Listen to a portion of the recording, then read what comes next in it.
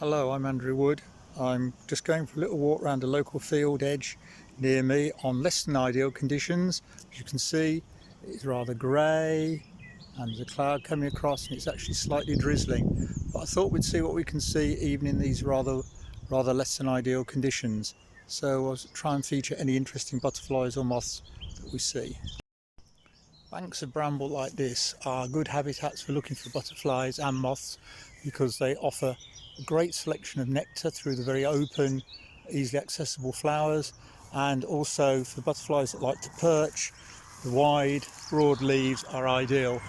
There we go, there's the bramble flower. You can see nectar readily accessible, doesn't it? No insect has to stick its tongue a long way down inside the flower to get at that. We have the ubiquitous summer butterfly in Britain, meadow brown. There's been one or two flying around as it's got a little bit brighter, but this one's finally decided it needs some food. You can see feeding on the brambles quite happily. Generally feed with their wings closed like this.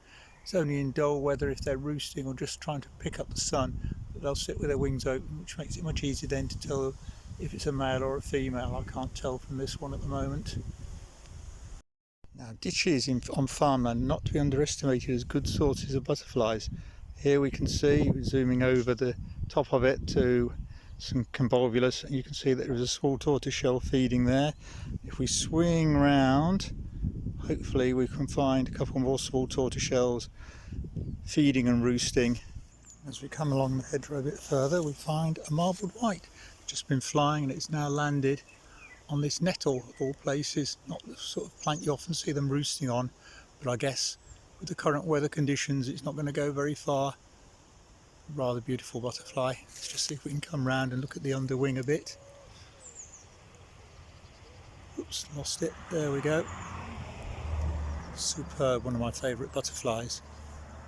Looking at leaves can be quite productive because here we have a little tortrix moth whose name I'll have to look up after the walk because I can't really remember it. You can see it's quite a pleasant creamy yellow with two brown stripes across it. I know which group it is, but I'm not going to try and name it off the top of my head.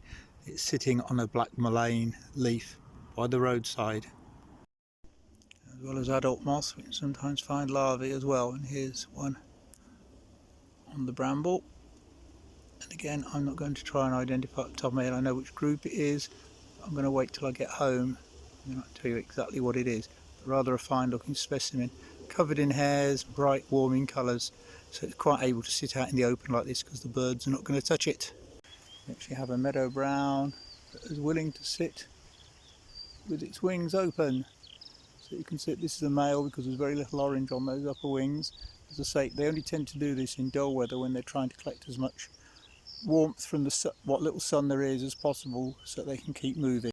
So the wind's blowing a bit, but these are rather easier to get at than some of the other nests I've seen, not so far from the road, and you can see that they're pretty active. They're moving around. You see one here that's casting around for some nettles to feed on, and here we have a couple more up here if the wind doesn't blow them out of the focus of the camera, and there's a whole group down here. There's probably 50 or 60 altogether. We've got displaying rather nicely, unlike a lot of the other small tortoiseshells seen today, a small tortoiseshell sitting on top of a thistle. Right, we're up near Bramfield Woods now, and I've just spotted sitting on this dock leaf female marbled white roosting. Again, the advantages of the dull weather. You can see that she's quite large and her wings the colour on the wings is much browner than the very black, dark grey or almost black of the male. That's very nice to see. Well, I'll show you a marbled white. We're standing in one of the main crossroads in Bramfield Woods. I have to say I've seen one silver-washed fritillary and one white admiral, two of our three big woodland butterflies, fly high over in the tops of the trees a few moments ago, but far too far away to photograph or video to any great effect. So we'll put up with this marbled white for a minute.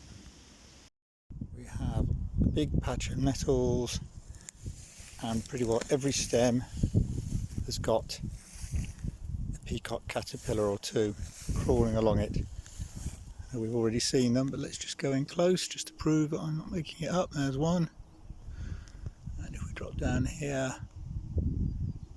There's another. And there are any number of them all the way along this ditch. Several hundred, I would imagine, all getting ready to pupate. Here we have some ragwort growing in the middle of this field, and on it we can find the caterpillars of the cinnabar moth. The caterpillars are yellow and black hoops. The moths themselves, day flyers and night flyers, are red and black. There's one there, and there's a very young one just here. Get it in focus, that's it.